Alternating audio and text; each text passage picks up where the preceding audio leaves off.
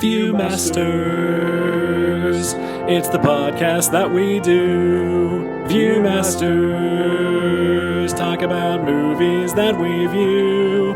Viewmasters, my friend Eric and me, Joe. Viewmasters, hey, let's start the show. Hey, welcome to the Viewmasters, episode 373. Rashomon. My name is Eric. My name is Joe. Hello, Joe. Hello, Eric. How is it going? Not too bad. How are you? I'm doing okay. Happy New Year. Happy New Year to you as well. It'll be February 16th or whatever by the time people listen to this. But happy birthday to me. happy birthday, Joe. Might be sooner than that, but I hope everyone had a lovely Valentine's Day, sure. President's Day, etc. Yeah. January 20th. Yep. Will certainly be a thing that will happen That in the will future. be a day, yes. Oh, man. How are you? I'm okay. Good. Was doing better before you reminded me of certain events upcoming. Yeah. Kind of all I can think about. Well, it's hard not to. Rashomon.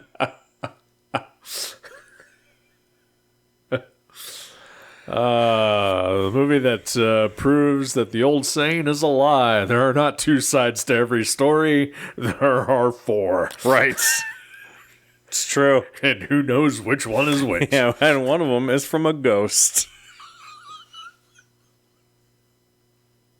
I did not see that's coming. Did not see that coming as well. Seems inadmissible in a court of law. It does. Yeah. I mean, it was a way to get another woman into the movie. So that we ended up with two instead of just one. So that's something. Sure. This is one of those movies where you really have to put yourself in the mindset of someone who was alive in the 40s and 50s Yeah. and separate yourself from the politics of today. Right. Yeah. Because this movie is not great towards women. No, definitely not.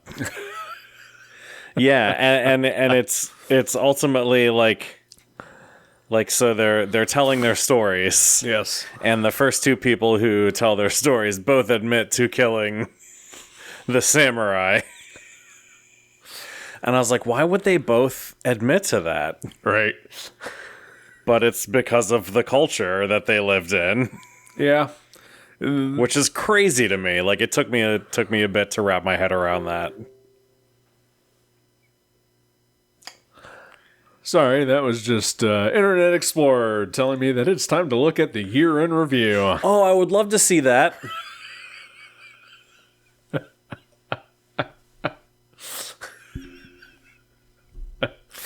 But yeah, I think I saw this movie is set in like the 900s, or like in an era between like 974 and 11 something. Right. So long time ago. Sure. So, yeah, I mean,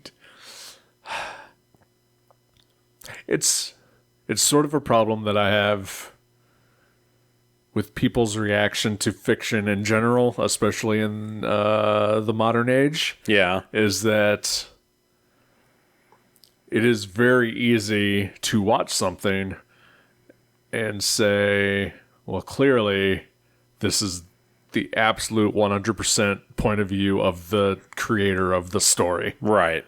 And watching this, I can see why people react that way. Yeah. Because at times it was hard to separate it in my mind and think, well, this is clearly just a director telling this story, and this is not, hopefully, his exact point of view. Right. Yeah. It is just an interesting tale that he is telling.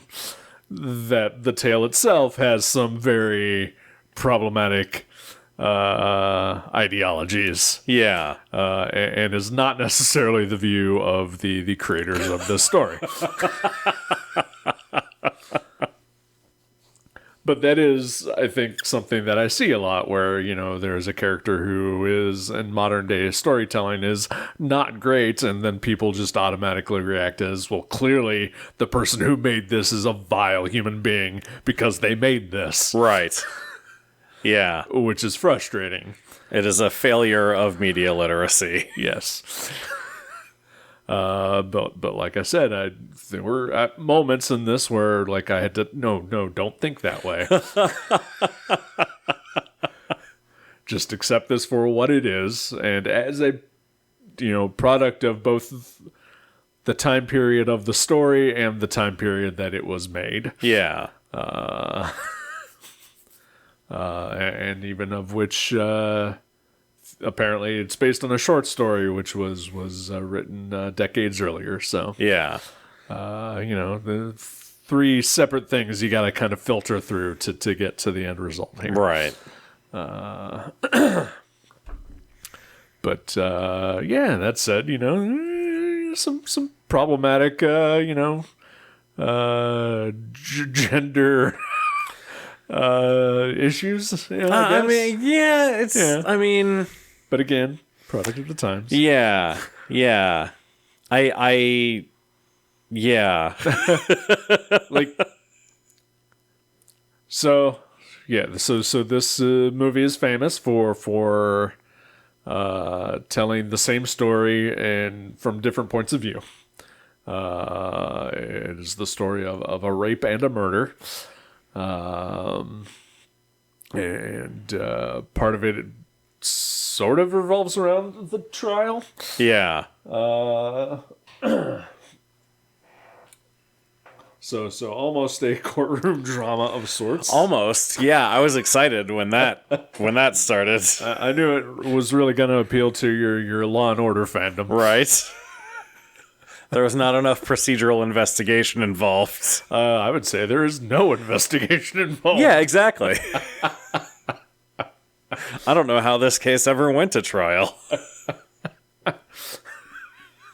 Allegedly, there is a police officer somewhere in this movie. I'm sure. I did not see them. I did not see them either. They are mentioned once. I saw someone listed in the credits. Or in the character list. Okay. As a police officer. I believe the man who tells the story of finding the body said he ran to the police. That's what it is. Yeah, that's right. I guess maybe the guy who captures Teshimura is that could be maybe a police officer. That's true, because he did say he had been after him. Yeah. So okay, you're right. That checks out. I kind of forgot that he had been in the movie. I did too, actually. Yes. But yeah, so it's basically like you said, it's the story of a rape and murder. All of the stories agree on the rape part. Sure. It's pretty much just what comes after it. Yeah. That is in dispute across all of the storytellers. Right. Yeah, we know the samurai is murdered. But by whom and the exact circumstances of it are never clear. I guess it's left up to us to decide which one is slightly more. I mean, I would assume the very last one is the closest to the truth that we get. Yeah. But yeah, it's that last story where, as you said out loud, as we were watching, is the Joker origin story of the woman. Right. Yeah. That I really thought, okay, so this is the one, the twist on the story where the woman gets agency, but not really. Yeah, I mean, she gets as much agency as I think she is allowed by the circumstances in which she is in. Sure. You know, she manipulates these two guys into fighting. Right. And it's all based on this social structure in which they live. Right.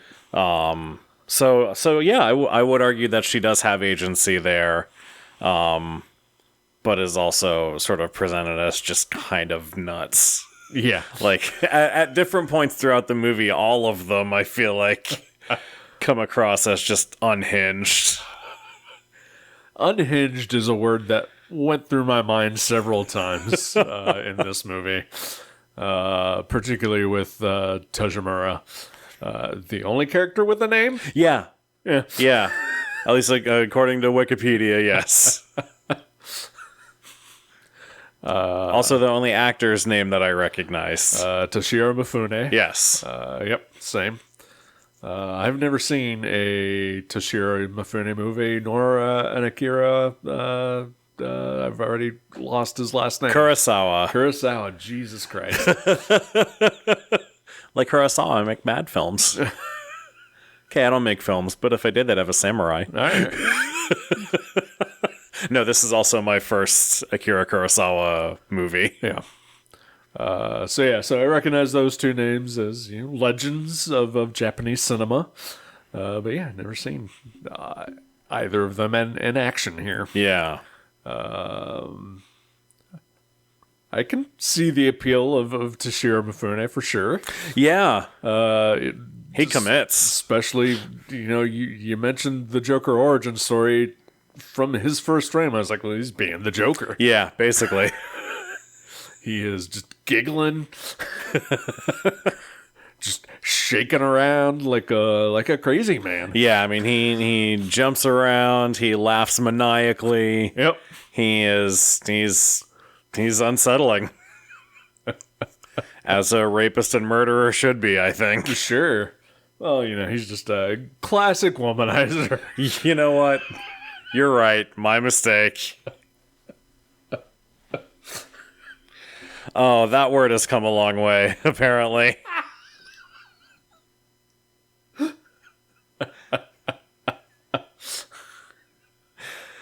Oof.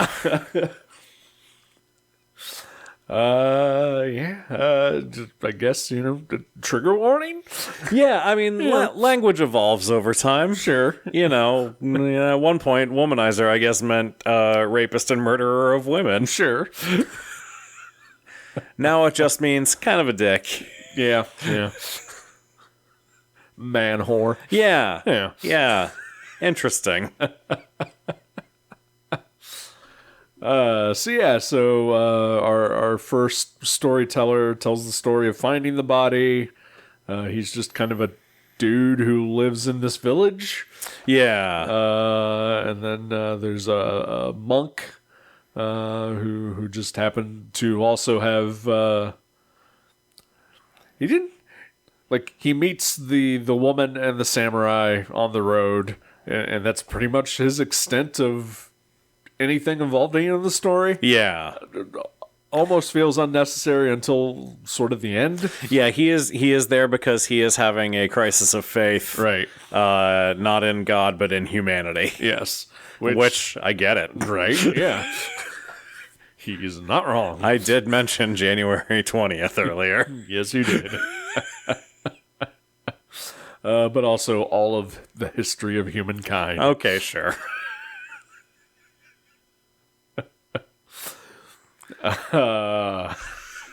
So yeah, we get those two guys' story, and then the rest of the movie is basically them recalling the testimony of the bandit, yes, the wife, and the medium who summons the spirit of the dead samurai. So they're telling these stories to, like, they're waiting out a storm.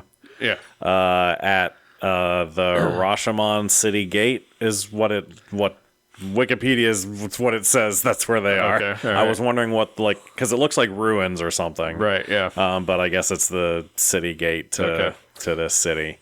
And a stranger comes by and they're like, the first 4 or 5 lines of dialogue in the movie are, I just don't understand. I don't understand it. And this guy's like, okay, I'll bite. Right, Tell me what you don't understand.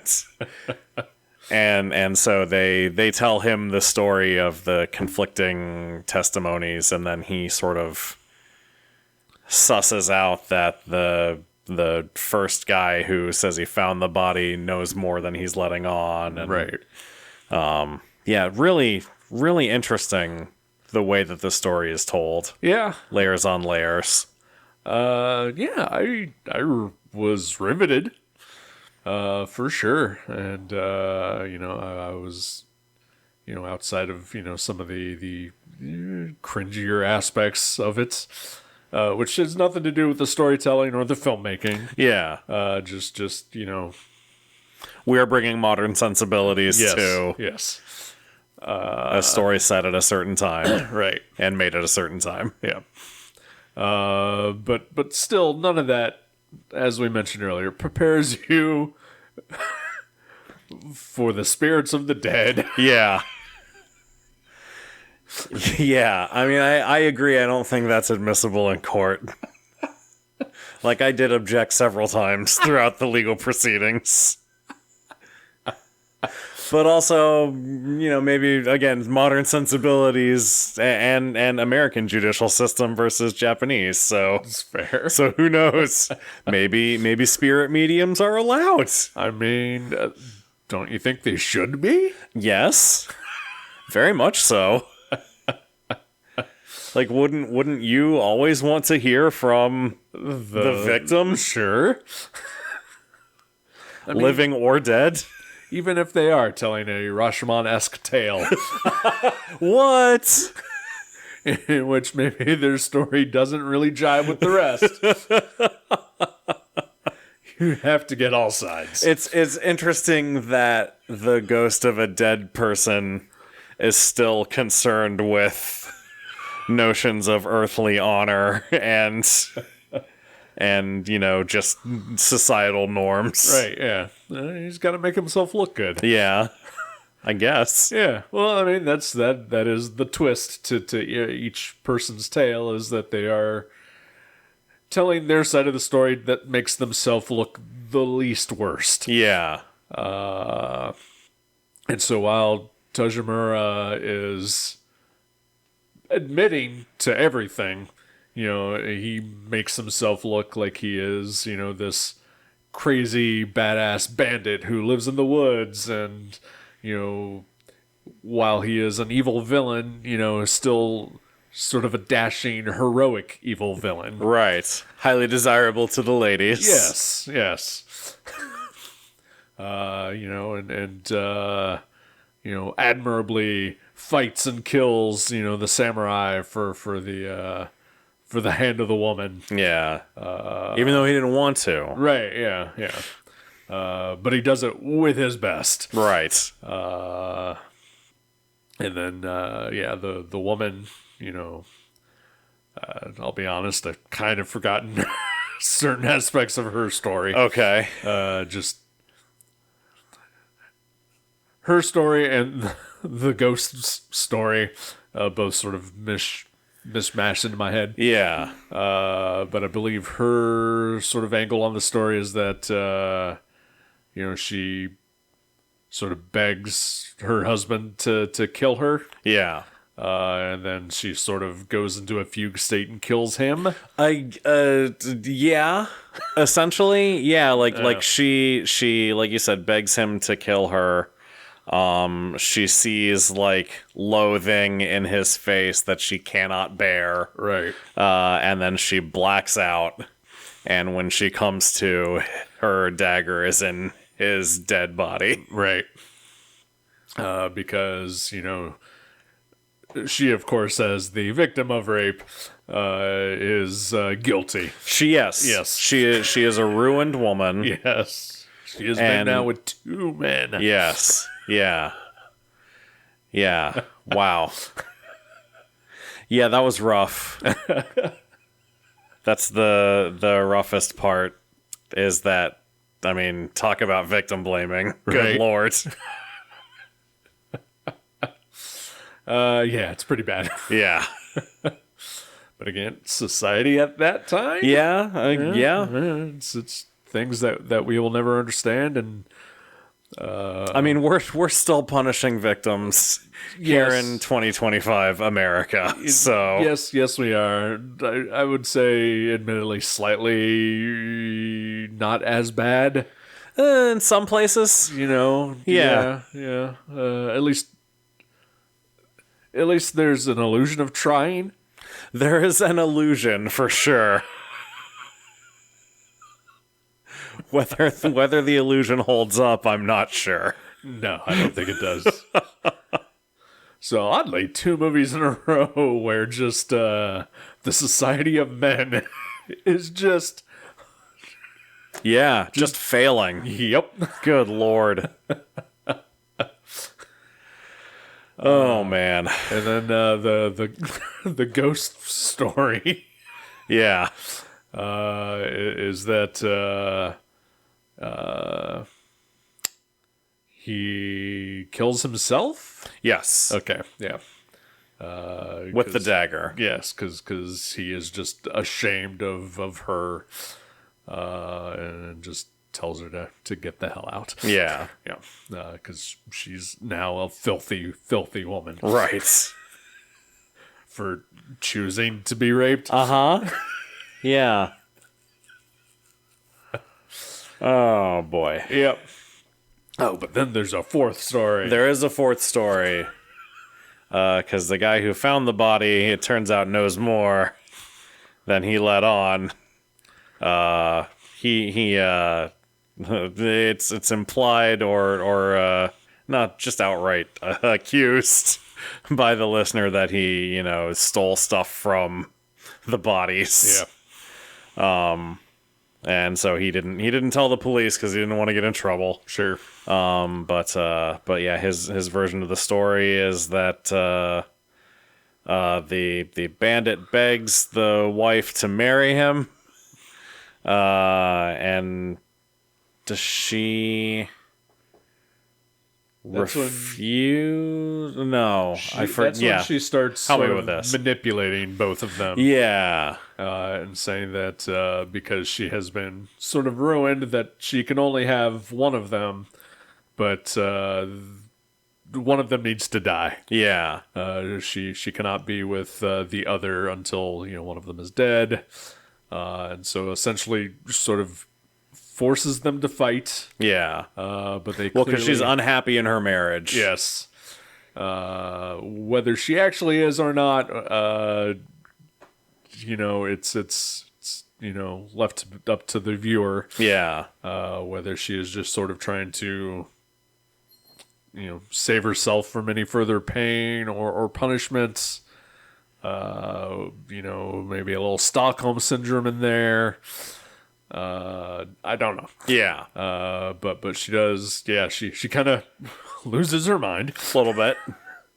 and forces them to fight, and then there is a very long, drawn out battle. Yeah, But between the Tojimura and the samurai, and we sort of get probably a closer to definitive answer of what actually happened. yeah, And then during the battle, she just runs away. yeah.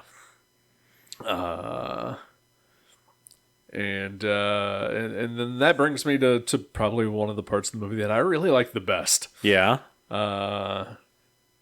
This being a movie set in sort of feudal Japan, with samurai and bandits and whatever. There are 2 fight scenes that we see between the samurai and the bandit. The first one is from the bandit's point of view, in which everything is comes out on his side a little more, but it is still I mean, I am sure that it was, choreographed for cinematography, but it appears to be a messy, sort of sloppy fight. But then when we see sort of the other point of view at the end, their battle is long and drawn out, but neither of them want to fight. You see them visibly shaking and afraid of each other. Yeah. And it's an even more messy and sloppy fight that neither of them really want to be participating in.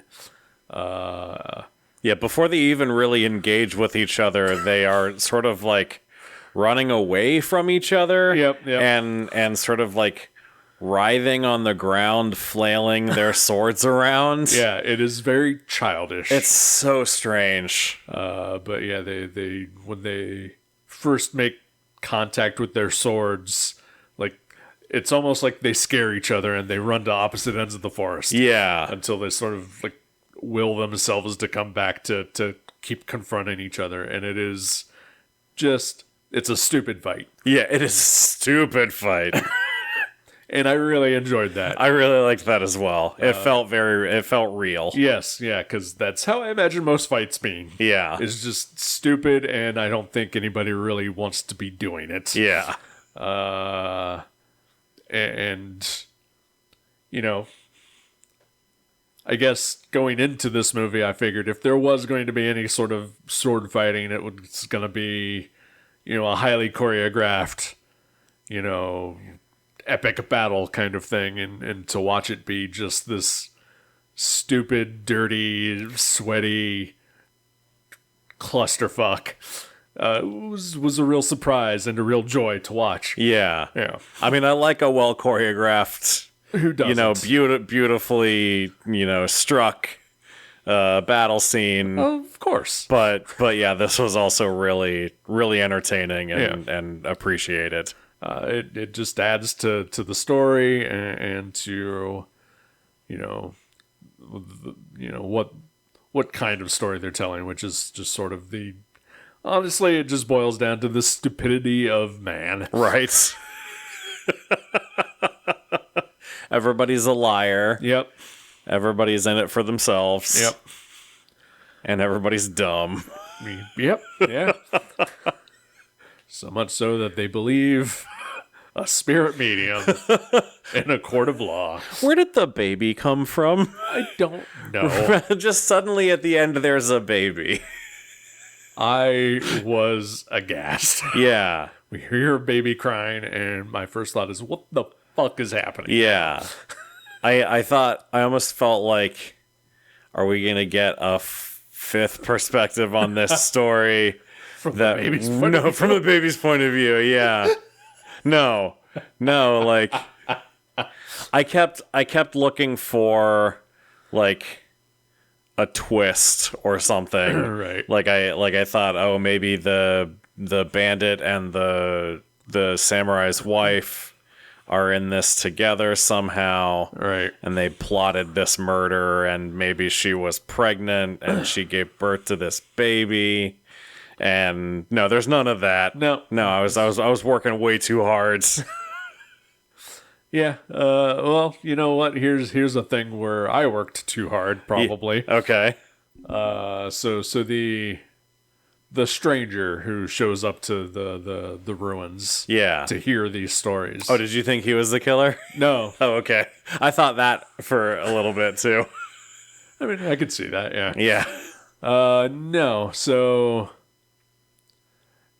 when he is confronting the first man about accusing him of knowing more than he is letting on, before we get his full story, he mentions something about a demon being driven out of the city of Rashomon. Okay. Yeah. I think he was the demon. Okay. Interesting. And he was there to sort of just make them confront their sins, or make that guy confront his misdeeds. Yes. Interesting. And then, because he's the first one that, goes to the baby and then immediately just, like, steals the baby's clothes. Yeah. And is just going to leave it there to die. Yeah. So, yeah, just I may be looking way too much into that, but it popped into my head. So. No, that's interesting. I like that. Yeah, definitely had not made that connection. I mean, if we're having testimony from a spirit guide, I think there's room for a demon. Definitely, yeah. And I mean, he sort of fits into the crisis of faith that the priest is having as well. So he doesn't exactly do anything to help him restore his faith in humanity. So yeah, no, I actually really like that. Yeah, he is not a good dude. No. Yeah, that guy sucks. I mean, they all kind of suck. Everybody kind of sucks. Everybody does kind of suck. I guess the monk slightly less, but it's just because he's kind of a sad sack. Yeah. And honestly, like at the very end so they find this baby, the monk is just kind of holding him and protecting him as the other guy is sort of dealing with the fact that maybe he is very selfish, and he did steal stuff from the body and the crime scene to profit for himself. And then he tries to take the baby from the monk. Mm-hmm. And the monk freaks out because clearly he's sort of been revealed as not a great dude either. Yeah. But it's revealed that he has 6 kids, and that, hey, what's one more? Right. To which I would argue a lot. Yeah. That's not a sound reason for bringing another child home. It's like, we have a friend who has a lot of animals in his house, and seemingly always seems to get a new one every other week. Yeah. It's not helping things. No, definitely not. Stop. Yeah. Taking in a 7th child is not going to help your situation in any way whatsoever. Yeah. You may need to get rid of a few.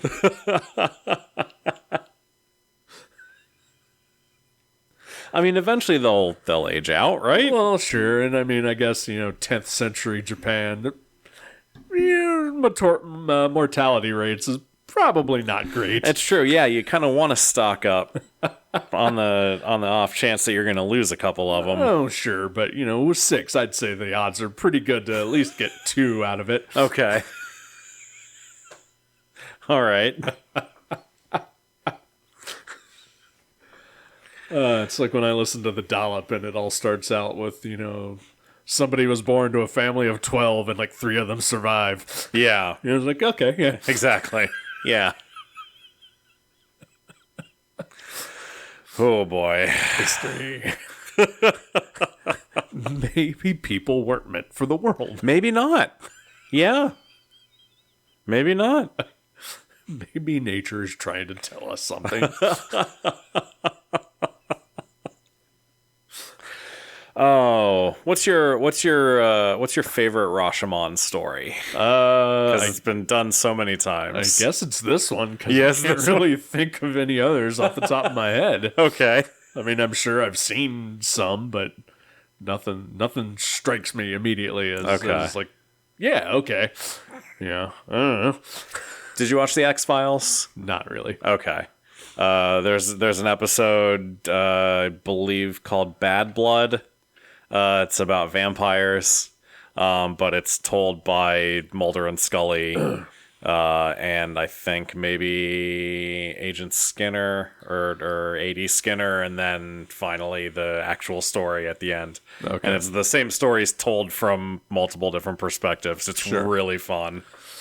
Sounds like a fun one. Yeah. Those are the best X-Files, in my opinion. Yeah. There's also a really good standalone episode of Batman the Animated Series. Okay. Called POV.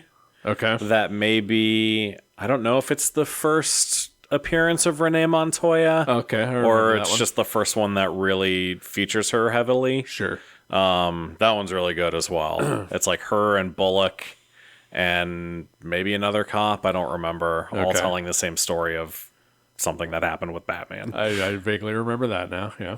Those are the two that immediately pop to mind for me. Okay. Yeah. Unfortunately, I'm just I can't remember shit anymore. It's like And a recall is tough. a recall is tough. Like it's start of a new year, end of the old year, and everybody's putting out their these are the best things I saw, read, whatever in 2024. I'm like, I can't fucking remember. There was stuff I liked. Just why do I have to specifically remember that thing? I hate making best of lists because I also don't remember when things came out or Sure. when I read them. Right. Did you know the Fall Guy came out last year? Yeah. Okay. I did. I mean, That was a shock to me. I mean, to be fair, that does feel like it came out 3 years ago. Yeah. But yeah, it was just this past year. And sometimes something that I read or saw, in the last year actually came out like 10 years ago, and I'm just saying it for the first time. Right? Yeah. My favorite movie of 2024 was The Fly. You know what? I think that should count. Yeah. Yeah. Thank you. We should just, that it's your own personal best of list. It doesn't mean it had to come out in that year. I like it. I'm into it. Oh boy. Rashomon. Rashomon. It was good. It was great. I really liked it. Yeah. Yeah. Classic for a reason. Exactly. Yeah. Yeah. Tight 90 minutes. Oh, yeah. Really appreciated that. I was worried. Yeah. I guess probably because I was thinking there's another Kurosawa movie I feel like that is like 3 hours long at least. Seven Samurai Yeah. is pretty long. And I was thinking, oh boy, is this going to be, I was expecting at least 2.5 hours. So Okay. seeing 90 minutes was, all right. Yeah, when I was looking through stuff to pick last week, I saw the length of Rashomon, and that basically just sold me on it. It's like, well, yeah, let's do that. All right. It's not the oldest movie we've done yet, is it? 'Cause this came out in 1950. 1950. Have we done anything from the 40s? I don't remember. I don't either. Yeah, I know you did on Gutter Trash. Yeah. But for this show, I don't recall. Seventh Sign or Seventh Seal. Yeah. That was in the 50s. That was in the at some 50s point, as yeah. well. Yeah, 50s or early 60s. I know some of the noir stuff that you've picked was 50s maybe. Yeah, as well? I think DOA is 50 or 51. Okay. Yeah. So yeah, maybe tied for the oldest thing that we've done so far. All right. Yeah.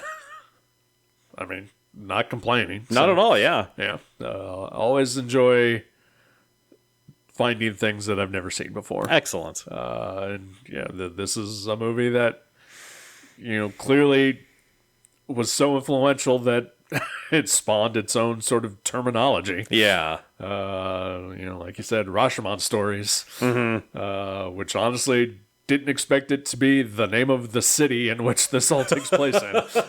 I don't know if it's the city name or if it's just the name of the gate or what it is, but yeah. I need to look into it further. Yeah. It was good. I really enjoyed this. Yeah. Highly recommended. We've spoiled it already, but it's also, a 70-year-old movie at this point. Honestly, yeah. I mean, you know everybody's lying. You're familiar with the terminology. Yep. Just go in and experience it. Yep. Good acting. Yeah. Sweaty acting. Yes, very sweaty acting. The two women in this movie, their eyebrows were distracting. The sort of painted on their foreheads. Yep. That was interesting. Yep. Yeah. Cultural. Yeah. Like when we see the woman's face for the first time, and I saw those eyebrows, I thought they were bruises on her forehead. Thought there were bruises as well. Yeah. Yeah. Nope. I guess style at the time. Yeah. Yep. I might start doing that. I think it'll be a good look for you. Thank you. Oh boy. Anything bringing you any happiness this week?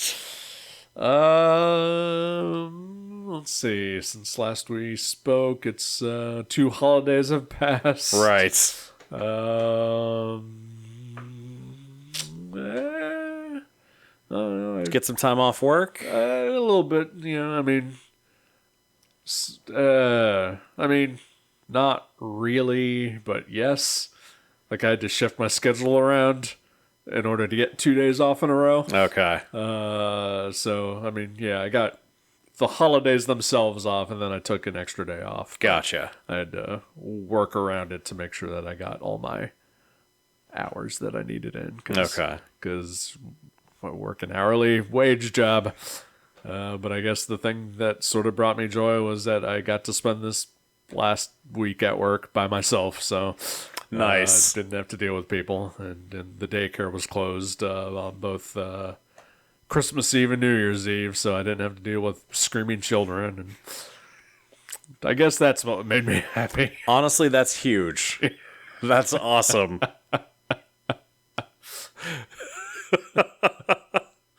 I've also been largely alone in working the past couple weeks, which has given me. I mean, you work from home. I do work from home, yeah, but like, there's nobody around. I don't have meetings. Okay, all nobody's right. bugging me about things, which means that I've had time to listen to the Comedy Bang Bang best ofs unencumbered. I'm so behind.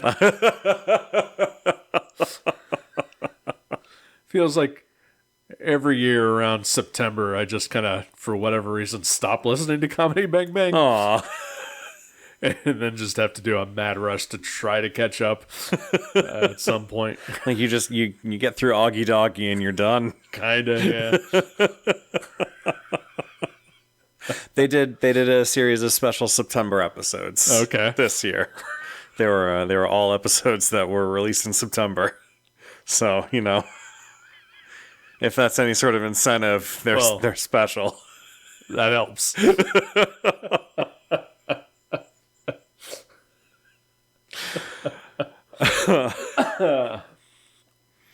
Oh boy. Yeah, I didn't really get anything for Christmas. Yeah. I got regifted something. Oh. That we got ordered for my dad when he was. I mean, he has been doing much better, but was having some health issues. And one of the things to help with that was making sure that he stays hydrated. Yeah. And I have a friend who has a water bottle that lights up and reminds you to drink. And there's like an app that tracks your water intake. And, Okay. And so we got one of those for my dad, and it was too complicated for either he or my mom to figure out. So I got that for Christmas. All right. And it has already increased my water intake quite a bit. You're usually, you're not drinking water here today. I know, I didn't bring it with me. All right, That I is have surprising. I have the water bottle. It's in the car. Okay. But it's got a straw. I didn't want to bring it in case the cats knocked it over. No, that is fair. So I need to figure out what to do with that. But I'll show it to you next time for sure. All right. It's pretty fancy. Yeah. You mentioned things too complicated for your parents. Last night I went over to my parents' house to celebrate New Year's, and I was gonna leave, and then suddenly I got stuck fixing computers and phones and apps, trying to figure out passwords, and ultimately it just came down to, I can't do anything for you. It works the way it works. Just deal with it or don't. Yeah. Yeah. Oh, it's wonderful. Yeah, it's great. It's great going to see our parents. Our tech support sessions. Yep.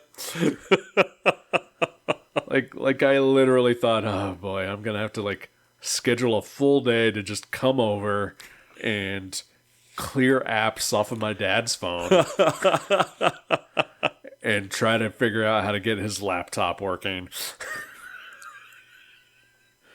because otherwise I'm just, every time I come over, it's going to be something new that I have to do. Mm-hmm. And might as well just try to get it all done into one shot if I can. That's actually not a bad idea.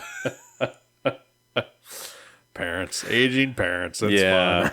I will. I try to teach them things whenever I can, which is fun when they know how to do stuff, and then they're like, "Hey, we were doing that thing you showed us, and it worked really well." Like, that's satisfying. Yeah. So I don't know. Yeah, I was trying to show my mom how to get her her medical records onto MyChart, the app. Yeah. And she just it wouldn't accept her password that she said it was, so I couldn't do anything for her. And I was like, well, you're getting it to via the browser. That's just the way you're gonna have to do it. Yeah. I can't help you. Oh God. It's also fun because my lady friend is just like a year or two older than me, and she has similar technology problems. Oh wow. Okay. Yeah, so just bombarded on all sides. And then working at a church, of course, all our patrons are, median age of 85. Right. I occasionally get can you make this work for me? And they hand me an iPhone, and I have no idea what to do with iPhones. Oh, no. Because I'm an Android boy. Figure it out. You're an Android boy. Damn straight. Okay. Fucking Haley Joel Osment over here. It's the only AI I support. That's right. Oh, do you have a movie in mind for next week? AI. Okay. Saw in the theater. Let's go. No, that's not the movie I have in mind. I do like that movie. Yes, good movie. Yeah. I don't know that I can sit through it again, though. Yeah, I don't know. It's very sad. Yes. No, so okay, we watched a Japanese movie today, and I'd like to move continents. Okay. And pick a Chinese movie. Ooh, okay. Also a period piece. Set sort of a 1930s mob drama, starring and directed by Jackie Chan. What? All right. Called Miracles. Okay. I have no idea what that is. I'm here for it. The extent of my knowledge I just imparted upon you. Excellent. Are Japan and China on different continents? Yeah. Are they? I mean, Japan's an island. Yeah, but it's still technically considered part of Asia, right? I guess, yeah. Okay, different land masses. We're crossing water. Countries? Is that better? Yeah, that works. Okay. Yeah. Oh, it'll be a miracles if we get through the next episode. Oh, Christ. All right, miracles. Miracles. Next week. Yep. And until then, I hope that you keep living your life a quarter mile at a time. Good night.